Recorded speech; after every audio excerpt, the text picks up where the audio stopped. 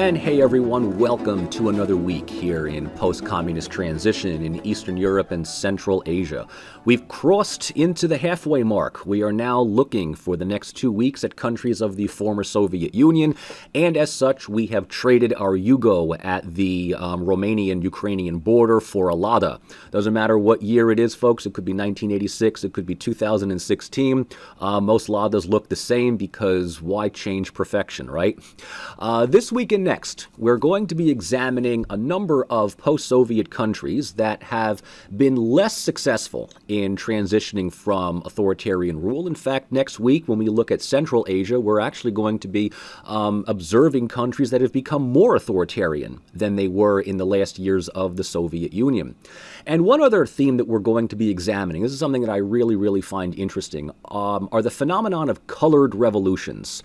Colored revolutions, which very quickly now, are used to define a type of public protest that is successful in toppling, replacing an inept, dysfunctional, corrupt leadership of a country, but doesn't really replace that leadership with any more democratically reform-minded people. Right? Really, if anything, colored revolutions show us that 6 months after the big televised events, things are largely the same, if not even more entrenched. So there's a lot of things for us to talk about this week, and like the opening section on Central Europe, I want to use this lecture to introduce really the second half of class. So we're going to get into the specifics of Russia, Ukraine, Crimea in subsequent lectures this week, but suffice to say now, this really is our introduction to the region. And, the former Soviet Union is something that, many people today just simply regard as a relic of the past. The Soviet Union certainly broke up into 15 succeeding countries, Russia being the biggest and obviously the most famous. Many of you, may have heard about, events happening in Ukraine, sustained authoritarianism in Belarus. We just give the Baltic states just a very passing acknowledgement. They're hanging out in the EU, and they're now considered Central European countries. The Caucasus down here, Armenia, Azerbaijan, and Georgia remain, mired in, illiberal political leadership and between Armenia and Azerbaijan, territorial disputes. And then, of course, there's Central Asia, the Stan countries that, very few people know anything about. But I do promise that when we get to Central Asia next week, you're going to love that material. So this week and next is really an examination of, many of the former countries of the Soviet Union and how they have fared over the past 30 or so years. And so it's worth pointing out in the grand scheme of things right now, like where are these countries in relation to their Central and Southern European counterparts? And, the prognosis, unfortunately, is rather glum. Most, if not all of these countries, minus the Baltics, we don't include the Baltics in this assessment, have comparatively lower levels of political rights and civil liberties than their Central and Southeastern European counterparts. The best that we find in this part of the world are hybrid regimes, which are considered to be probably the worst types of governments in Central and Southeastern, but these are one of the best cases that we get in the near abroad. Up until recently, one of the more promising countries was Kyrgyzstan. It did float very closely within the realm of partly free government for a while, although recent turmoil has pushed the country back into not free status. So we're really looking at limited political rights and civil liberties across the former Soviet Union. And, one big hypothesis has to do with the clear absence of any EU advantage. So, while at this point we've acknowledged that the European Union has its attributes as well as its deficiencies, there is no guiding path for political development or economic modernization for any of these other countries, again, minus the Baltics. This is problematic for countries like Ukraine and Georgia, which have expressed interest in not only joining the EU, but also flirting with NATO membership. And because this is seen as just a big provocation against Russia, the EU's response to any, knocks on the doors between Ukraine and Georgia and others are, we got to finish up with the Balkans first before we even remotely think about you guys. And, as far as NATO is concerned, sure, you might get your war hawk here or there in Washington or London to suggest that that would be a good idea, but that just, increases tensions with Russia. And, the sad reality is that these smaller countries are really not worth antagonizing a larger country like Russia. So without this external leverage, one could make the hypothetical conclusion that there's no real incentive to democratize, right? If the EU, NATO, whatever, doesn't have the same degree of influence over Ukraine or Georgia or Armenia as they would Serbia, Albania, Slovakia, and others, there is a less likelihood for these countries to follow that path of democratization and, sort of chart their own paths, right? This is kind of the thing. Like, we're looking at many countries that are democratizing largely on their own, but doing so also within the shadow of really two big influences. The Soviet-era leadership, which oftentimes survives the 91 transition by just turning themselves into local leaders as opposed to their previous Soviet positions. But also, I have to say, the increasing influence of both Russia as well as, more recently, China. So if this type of authoritarian legacy continues to resonate within the region, these countries exhibit what Ivan Krastev refers to as democracy's doubles. It's a type of political regime that mimics democratic institutions, but works outside the logic of democratic representation and seeks to repress any trace of genuine political pluralism.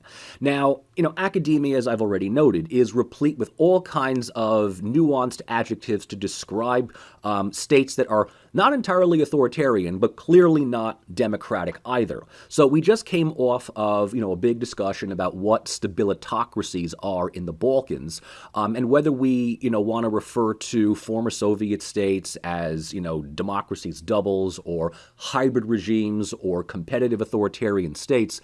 More often than not, these countries are more authoritarian-like than their Balkan counterparts, right? So in this sense, right, we are looking clearly at a number of countries that are still within the not free category, right? So let's go back to, Freedom House's rankings, just kind of take them however way that you want.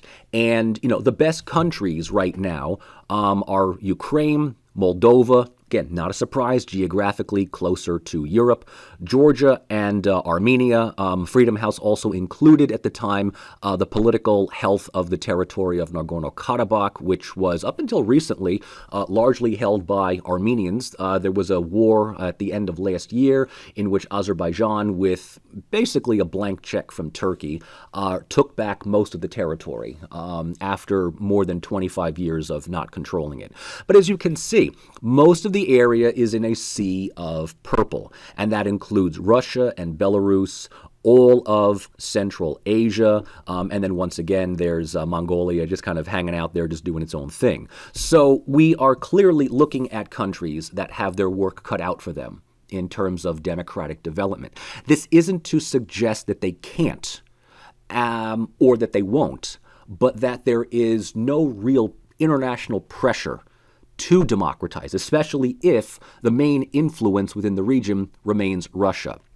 So if one looks at the quantitative data here, the best country out there is basically Moldova, which all of these countries, if we don't include the Balkans, right, have kind of atrophied over the years, right? There's small improvements, one, little improvement here in Armenia, Kyrgyzstan, slight improvement here, Tajikistan, Uzbekistan, but, the improvements went from a 7 to a 6.5, right? So they just became slightly less, authoritarian.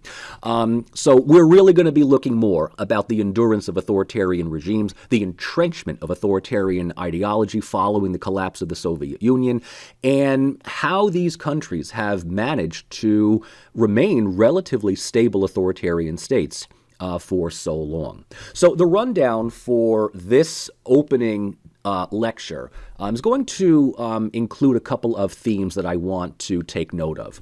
The first is I want to go back to examining the residual effects of shock therapy from the 1990s. Right? We did this with Central and Southeastern Europe.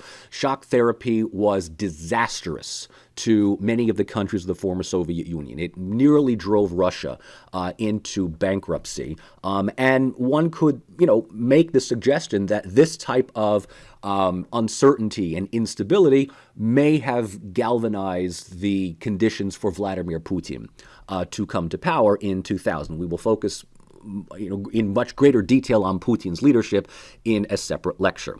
But for that, we will examine the enduring legacies of illiberal hybrid regimes which were brought on through a series of colored revolutions. Right? I described colored revolutions beforehand in the sense that there is a notion of public discontent with corrupt, inept, quasi-tyrannical leadership. But colored revolutions basically show the absence of what democracies can accomplish without an active and empowered civil society.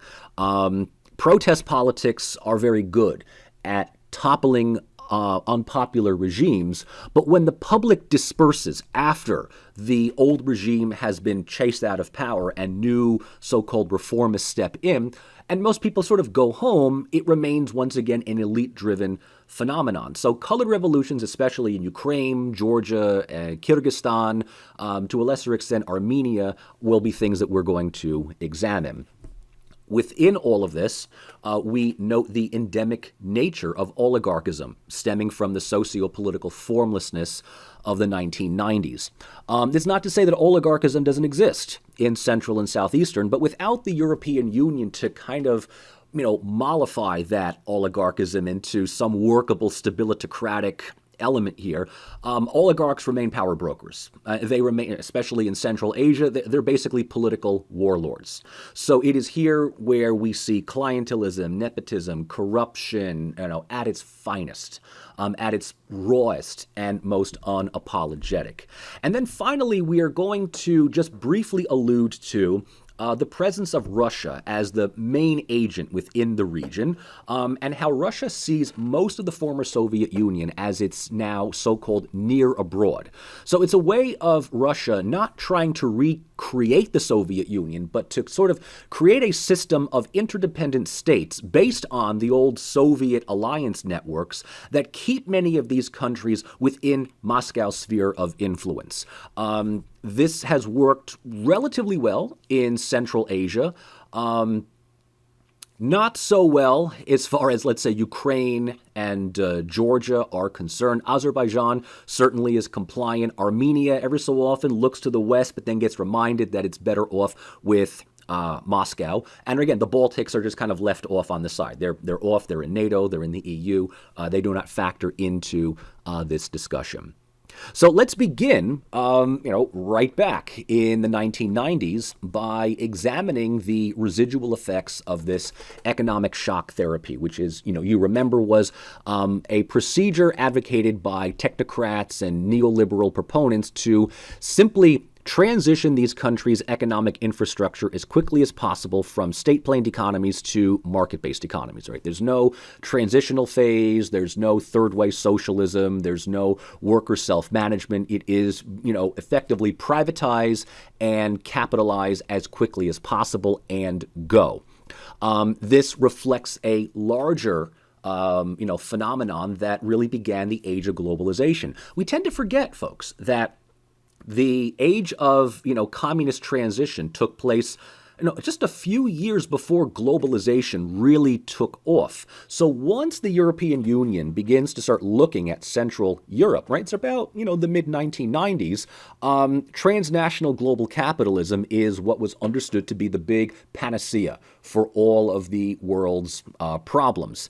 And the pressures to adapt to free market capitalism in the absence of social safety nets, right, this type of golden straitjacket theory that Tom Friedman got so giddy about, was one of the biggest catalysts that, in my opinion, aborted any real democratic development in favor of economic corruption, oligarchism, organized criminal syndicates, and all types of illiberal political leadership solely for the purpose of making some kind of economic stride, right? And of course, this being supported by the Washington Consensus, the International Monetary Fund, the World Bank, right? It was just sort of assumed, and this is we can say this with much more confidence in 2021, right? That to assume that free market capitalism will just inherently produce democracy is not only naive, but just fundamentally wrong. But this is a theory that was taken from the writings and the musings of Milton Friedman, whose book Democracy and Freedom, I actually have to say, is one of the most dangerous books written in the 20th century because of that very same premise. It's that the market will basically solve what government, politics, and society either cannot or, worse, should not do. That's Friedman's, argument, which he offers no tangible examples in his book. He usually just comes up with theories based on dude, trust me logic. But this is the stuff that was adopted. And this is what, transformed much of the former Soviet Union. So what do we see? Well, by 96, 97, we note radical economic and political readjustment that produce extreme short-term losses. So unemployment, the decline of the social safety net, the deterioration of state funding for infrastructure, for welfare, for health care, all with the promises of long-term benefits, right? So this is the whole thing, right? Shock therapy is put up with a lot of short-term problems and crises, but dude, trust me, you stick with this, and at the end, it's all going to work out better, right? So it's the transformational problems. It's the crisis that's going to happen within that period of structural readjustment. But once this happens, right, things are going to get so much better.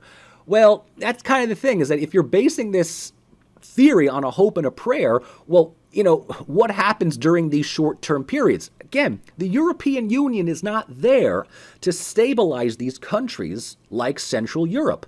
So countries like Russia, Ukraine, Belarus, Azerbaijan, they're all kind of doing this on their own. And if there is any outside support, it's coming from these technocratic finance-based institutions that don't really care about democracy. So these short-term losses are going to bring forth all of those things: unemployment, corruption, bribery, oligarchism, political patronage. And if one assumes that things are just going to get better when the economy gets better, well, then there's this assumption that bribery, oligarchism, patronage, corruption are all going to go away. And it hasn't. It has just simply entrenched that leadership. It has enriched that leadership, right? This is one of the most naive suppositions out there. It's that if people get rich through political patronage during the short term, what makes you think they're going to go away when the economy allegedly becomes more open to everyone else? What happens when you throw money at corruption? Corruption just becomes richer. And they use that money to buy up political protection and demobilize any opposition. I don't know why people didn't think of this back then, but here we are. So shock therapy is one of, I argue, the primary agents in creating these so-called hybrid regimes. Another thing that comes out of the 1990s is that we begin to see a lot of gray area democracies and authoritarian states, right? These are governments that are not necessarily full traditional authoritarianisms like the Soviet Union. They're not single-party dictatorships, but they're clearly not democracies either. They might operate within some kind of democratic function, But it is clear that there is leadership at the top that uses the instruments of democracy for their own leverage and aggrandizement. So the uncertainties and insecurities of transition amid this period of formlessness, right? The period of transition within much of the 1990s creates political, social, and cultural uncertainties. If there was also this idea that all you got to do is get rid of the old authoritarian apparatus and democracy is just going to suddenly manifest, that also was an incredibly naive assumption.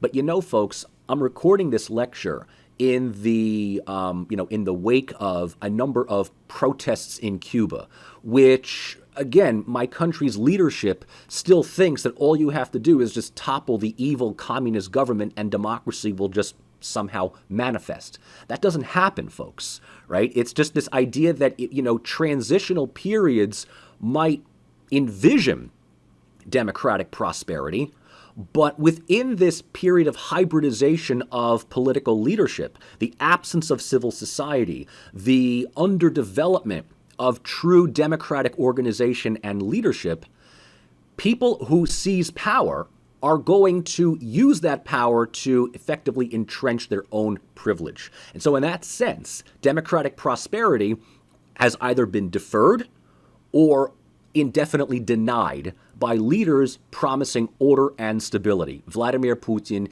is the primary example of this. So if democracy is going to come to Russia, it is going to come on Putin's terms and within his own likeness, within his own image. Okay?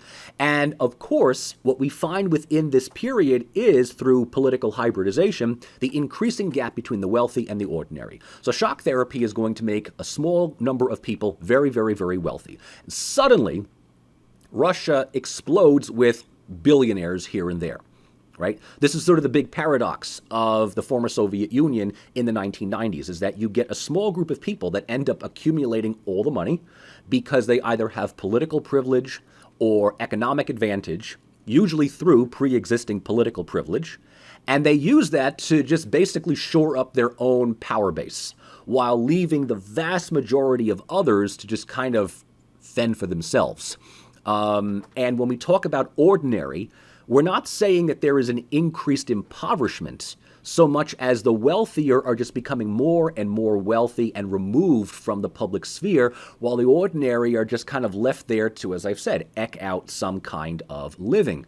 And it is within this period where disgruntlement and disappointment with democracy sets in.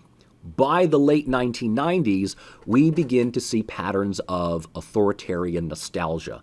And this is another big thing that you'll find in the Middle East, in Northern Africa, Latin America, even other parts of the Balkans and elsewhere, right? Authoritarian nostalgia is this idea where the public kind of sees the inequalities, the inequities of what is allegedly a period of democratic transition amid capitalism, and they think to themselves, life was better in the Soviet Union. The quality of life was better. I had a job. I had an apartment. It wasn't great, but it's better than what I have now. The cost of living was much lower. And when you factor in the explosion in corruption, terrorism, organized crime, militia groups, especially when we look at the Caucasus, people tend to long for the Soviet Union. This is the same thing, unfortunately, that we'll find in many countries of the Middle East. Iraq being one, when more and more Iraqis today begin to vocally say, I hate to say this, but life was better under Saddam, then you know that you kind of screwed up after 2003. When people in Libya are looking at the conditions and saying, I can't believe I'm saying this, but I kind of wish that Gaddafi was back in power, you know that you screwed up. When you look at Syria right now, and this is probably the most uncomfortable realization, when most Syrians are like, man, I know Assad, I know the Ba'ath Party, but you know what? I know the alternatives are going to be absolutely worse. You know what? Better to keep the devil that you know than the uncertain devil that you might get from the State Department. That's authoritarian nostalgia. This plays into the political culture of Russia, Ukraine, Definitely Central Asia as well, where there is this Soviet nostalgia for a quality of life that was much better for many people. Hence, a political culture that sustains and supports hybrid regimes.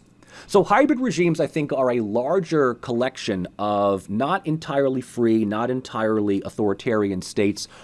Stabilitocracies are certainly a small family of them within the Balkans, but the larger family is, an authoritarian-like government that operates within and behind a thin facade of democracy. This was one of those big cheat code things that many political regimes found out about, I would say by 94, 95.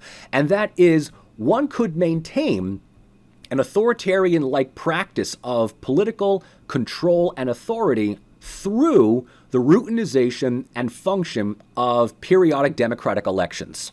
So what we see by the mid to late 90s is that authoritarian-like leadership doesn't need the security sector, doesn't need all-encompassing propaganda or thought police or fear or intimidation to maintain control. You know what they just simply need? A dedicated electoral base, which votes them back into power all the time. Ladies and gentlemen, this is a big thing to take away from here. Hybrid regimes tend to be more authoritarian than democratic, but they do rely on one thing: electoral legitimacy. This is a big departure from classic authoritarian states, because these leaders can certainly turn to the public, the international press, their detractors, and effectively say, hey, we're here because the majority of the public voted us in. If you don't like it, then try again next time, right? Oh, we won again next time. Well, obviously your grievances are a minority. The rest of the public seems relatively okay with that. And here's the other thing to take away, folks. It is difficult, if well nigh impossible, to get rid of a hybrid regime, to get rid of an authoritarian-like government that was elected into office. Right? Old school authoritarian governments like Central Europe in the 70s and 80s, or the Soviet Union throughout the 80s up to the early 90s. Those you can target because there is no public accountability. Hybrid regimes, on the other hand, rely on a dedicated sector of the public to defend them when other elements of the public seek their removal. And hence the internal cleavages between loyal and demobilized opposition, right? Between the defenders of the country and those that seek to dismantle the security of the country by being, paid by Western agents, CIA informants, American stooges, whatever it is that you want to call it. This now creates far more of a civil unrest in a country than what was previous the case, where everybody was against, one authoritarian government. So these types of hybrid regimes can create all types of gray matter governments, illiberal democracies, competitive authoritarianisms. Sometimes academics like to create, as I said, their own terms to describe really the same thing. But I think within the gray area of hybrid regimes, right, you got some that certainly operate more democratically than authoritarian. Those tend to be those in the Balkans, maybe Georgia, Armenia. And then you've got, more competitive authoritarian states like Russia or Belarus, for that matter. But however way that you want to look at it, and wherever the, leverage of political rights and civil liberties are, we see really, two things. A, political turnover in weak states that produce no change to political rights or civil liberties. If you're able to get rid of, one government, you might replace them with another, but nothing really changes. And that's like Ukraine, Georgia are the two good examples of that. More authoritarian-like, you've got these type of managed democracies like Russia or Kazakhstan, in which power is clearly in the hands of not only one party, but usually a handful of people that just have run the country indefinitely for the past 15, 20, 25 years. I mean, Vladimir Putin is not the only one. We tend to know him because of international news. When we look at a lot of these long-term political warlords in Central Asia, like Nursultan Nazarbayev, who basically just retired about a year or two ago, as the president of Kazakhstan. I mean, the guy basically was in charge from the Soviet period up until, his retirement now, but he still has major influence over the country. So it's not that Putin is some anomaly, right? Putin is just, the most famous and probably the most globally influential of these political power brokers and warlords. So, I want to then sort of gravitate from the government of hybrid regimes to the ways in which the public responds to the, ills and, successes of these types of governments. And public protest in hybrid regimes are going to look very similar to what we find in authoritarian systems, right? The public protest is largely collective grievance against what they see as injustices against liberties, individual as well as collective freedoms. And public protests, when they manifest, will be united in the opposition to the regime. So this produces, right, CNN moments where when there is public, disgruntlement, like we see in Cuba now, we basically get the impression that there is this mass group of people that are somehow united in their efforts to change the state around. That's not necessarily the case. They are united only through the opposition to the regime. What they want is quite different. Some groups want full democracy. Others just simply want better, authoritarian accountability. There is very limited strength and appeal within the group for opposition parties. And this is another important thing to take away. Public protest is very different from organized political protest. If the protest is largely just the masses, there's not much that really can be done to topple the regime because you need some kind of organized political leadership. If there is opposition within these countries, right, and opposition parties exist in Russia, in Kazakhstan, Kyrgyzstan, Armenia, Azerbaijan, right, they're small, they're innocuous, and in many cases, they are seen as largely irrelevant. The general public might see them as, little more than, partially financed Western-backed institutions and organizations. So, when we talk about, let's say, Alexei Navalny in Russia today, he's more popular with New York Times and Washington Post subscribers than he is in Russia, right? People tend to think that he's like the voice of the people, whereas in Russia, he might have a following in Moscow or St. Petersburg, and even that is fractional and down to a certain neighborhood, but the rest of the country doesn't care, one bit about him. And then, of course, are the student organizations, those that, probably believe in the cause of democracy more than anyone else, but are largely apolitical in nature because of their ideological drive. So what I'm trying to say here is that student organizations might truly want change and improvement within their countries, but they have no trust and even less faith in whatever pro-democratic governments are out there, movements, political parties, exist, because these groups are also internally squabbling and corrupt and, largely indifferent to the general public. So, this kind of shows us that a lot of these hybrid regimes can survive public protests because of just simply divide and, conquer. Obviously, grassroots dissidents from students, intellectuals, and where they exist, civic groups are probably the most genuine. But they tend to, as I just said, be somehow disconnected from whatever opposition political movements exist that are backed internationally. And many of these individuals tend to be political opportunists themselves. And even more to the point, sometimes you get people that are within the protesting political opposition that at one point about 15 or so years earlier were part of a government that was previously toppled. So it's just like, you're toppled from government and you go into the square to protest and people are like, weren't you a corrupt stooge, 1 or 2 terms prior to that? So it's within these, I don't even want to know what you call them, it's like cosplaying protests that we call colored revolutions. And we call them that because the opposition at some point in the early 2000s took it upon themselves to identify through a particular color like literally a color. Like, Ukrainians are going to wave orange flags or scarves or something like that, right? The color orange becomes the protest against the entrenched government.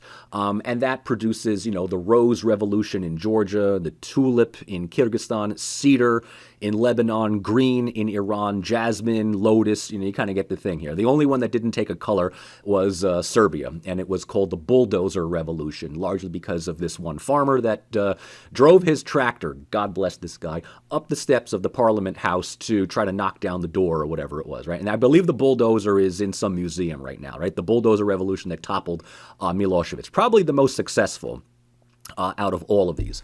But when your revolution takes on a branding image, you kind of realize it's more for marketing purposes than for, anything really substantial. We'll get to colored revolutions, right now. Next slide here. But we're going to talk about colored revolutions in more specifics when we examine Ukraine in a separate lecture, and then next week when we look at Kyrgyzstan in Central Asia. But suffice to say, right, colored revolutions are unfortunately limited in what they actually produce. Because, as I've already mentioned, and the accompanying literature for all of you who are enrolled in this class suggests this, that colored revolutions produce a transition in leadership rather than a system of government. And, there is this almost naive assumption that if you get rid of the corrupt leadership, the rest of the country just transitions. And that, I think, was largely a result of us being really spoiled with what happened in Central Europe in 1989. Because you get rid of the leadership and the whole country just changes overnight. And that's largely because these leaderships were Soviet supported. Today, more so, getting rid of corrupt leadership is really just, ousting one head of state. Oftentimes you may even replace them with people that you ousted prior to that. And what's also the case is that, a transition in leadership says nothing about a transition in bureaucracy. So a lot of times people who work behind the scenes in state ministries and offices and other elements like that, some of them have kept their jobs since the communist period and have no intention of changing the way that things happen. And, those of you who are listening in, if you know that you have to at some point get some paperwork done in your country, and that involves going to some government office, which is going to just take all day, and you might not even be able to get what you want, and that those that walk in with a wad of euros are somehow able to get the process working a lot faster, congratulations, you have experienced, right, a non-transitioned bureaucracy. So colored revolutions really are those that just rhetorically change leadership, but it fails to connect public protest with any real civic activism. This is also another important thing to take away from this lecture, is that it's one thing to just simply, drop whatever it is that you're doing, go into the public square and chant down with the regime with another 10,000 other people. But if that's all that you do, and if the regime is toppled, and then you kind of rejoice and you go back home, well, then you haven't really done anything to ensure that the transition will be democratic. If there is a disjointed link between the general public that gets caught up in the moment and disparate NGOs that want, better yet, need that public to transform ideological objectives into political practice, well then chances are all you're going to do is just change one kleptocrat for another. And what this also implies is that if there is an incoming government that promises reforms, right? This is the thing, when you get rid of the old government, the new one's like, things are going to get better, come back in about 6 months to see if that objective is still on the table. Because incoming governments promising reforms, especially promising to end corruption and get rid of the political graft and the backpatting and the clientelism and the nepotism, right? They all claim that they're going to clean up the town. What they usually end up doing, if they do anything at all, is just simply getting rid of the individuals that were previously in power. But they don't change the system of graft. They oftentimes will just simply change the different levels of patronage. So we're not getting rid of the trough upon which everyone is feeding from. We're just chasing the animals away from the trough so new ones can come and feed from it. So if, let's say, within 6 months, right, favoritism, clientelism, all kinds of, if your government is divided up into all these little socio-political fiefdoms because of spoils of war, and they're all dished out to their clients as opposed to any meritocratic practice, well then congratulations, you just experienced a colored revolution because things never really got any better. And so once it becomes obvious to the public that, improvements were not enacted, and socio-political life continues to be the same, if not even worse, public dissatisfaction just shoots up through the roof again. People get disappointed. The opposition just becomes the new entrenched leadership, and we may very well find ourselves protesting in the public square, a few years later, if we still believe that things can be different. If not, you give up. And you just kind of go off the political grid. You don't vote anymore. You try to just make the best of your own life, or more likely, if you can get a work visa within the EU, so much the better here, right? So how to spot a colored revolution from the beginning. And this, is something that I'm more than happy to speak with my class about in our weekly Zoom meetings, because, we can kind of look at what's happening in Cuba right now and say, is this a genuine movement, or is this just kind of an internal rhetorical thing, right? Are the Cubans really wanting, freedom and democracy, which is what America says, or are they just fed up with corruption and graft within the entrenched leadership within Havana? Now, Cuba doesn't begin with fraudulent national elections, right? It's just, that hasn't happened just yet. But in most of these countries of the former Soviet Union, what ends up triggering the initial public outcry is some perception that the national election, whether it's parliamentary or presidential, was somehow manipulated, right? The entrenched leadership that people were hoping was either going to be removed or at the absolute least lose their leverage on power within Parliament. Let's say that doesn't happen. And let's say that there's enough evidence to suggest that there was tampering, vote rigging, voter manipulation, electoral processes were violated, polling stations were closed, the opposition was intimidated, whatever it happens to be, right? What we have seen over the past 20 or so years is that the public will protest over what they see as election fraud. So hybrid regimes might use and abuse the democratic practice to stay in power. But if it's clearly seen as the ballots were stuffed and the election was not honored, people will take to the streets. Right? People will definitely take to the streets. This is what begins the public protest against the regime. Now, this usually starts with some type of organized student resistance, right? Because these are the ones that are pissed off the most. These are the ones that haven't experienced this type of stuff 10 years prior. And of course, they're all, energized and mobilized through their universities and stuff like that, right? They're the ones that first go out into the streets. And they will protest not just against the entrenched leadership, but largely against the larger status quo. Right? They're sick and tired of socio-political and economic inertia. They're tired of knowing that all their hard work in academia is going to be for nothing if someone's father's, brother's, nephew's, cousin's former roommate can get the job in the post office ministry, as opposed to them who worked hard for it. So this produces that, that herd mentality in which student protests do give way to larger public protests.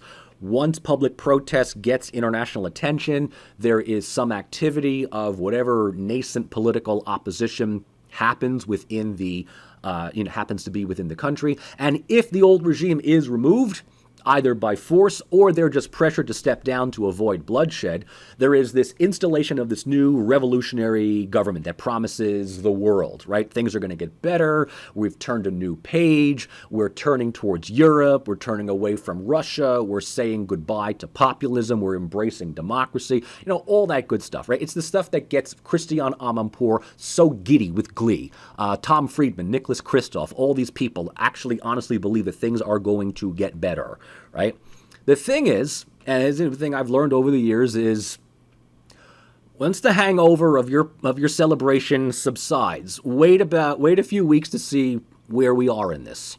And if there is really no discernible improvement, and we see that the new government just kind of very slowly and quietly recedes into the practices of the government that you just overthrew, in some cases gets even worse, because now you've got some kind of like Western backing.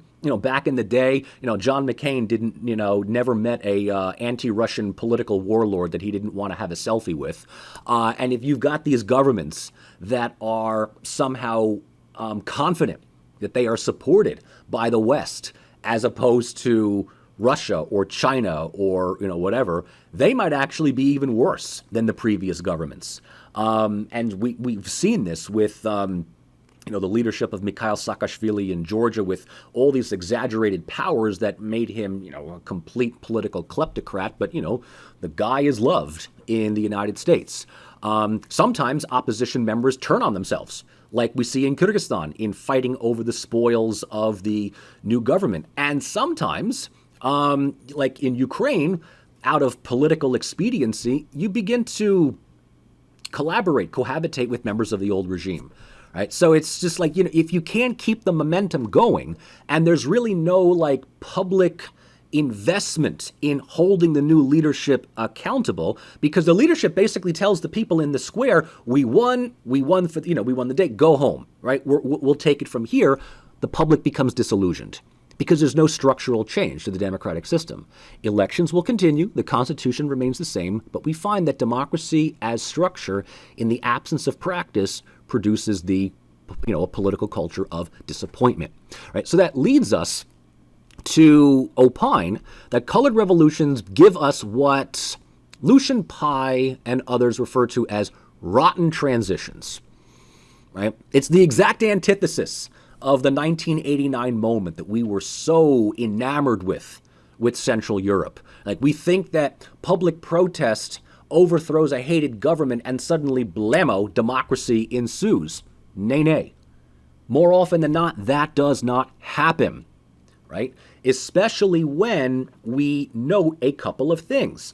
If the nature of protest is greater than the versatility of the opposition, then chances are we're going to hand this country over to weak political opposition that has no leverage, that has no bureaucratic support, and ends up having to create a patronage network of their own just to maintain power. So if the public is united more in protest, but disjointed in vision, right?